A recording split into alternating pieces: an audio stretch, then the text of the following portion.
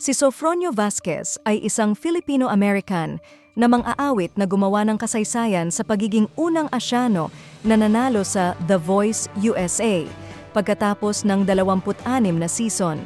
Siya ay kinoronahang panalo noong Disyembre 10, 2024 US time na may malalakas na pagtatanghal ng Unstoppable at A Million Dreams ni siya mula sa The Greatest Showman sa finale.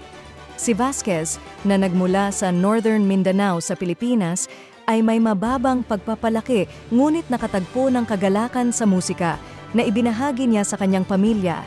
Bago ang kanyang pagkapanalo sa The Voice USA, sumabak siya sa tawag ng tanghalan singing competition sa It's Showtime ng ABS-CBN kung saan nakarating siya sa semifinals.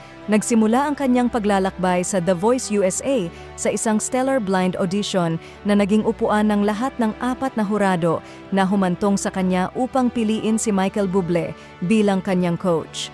Ang panalo ni Vasquez ay nakakuha sa kanya ng $100,000 na cash prize at isang record deal sa Universal Music Group.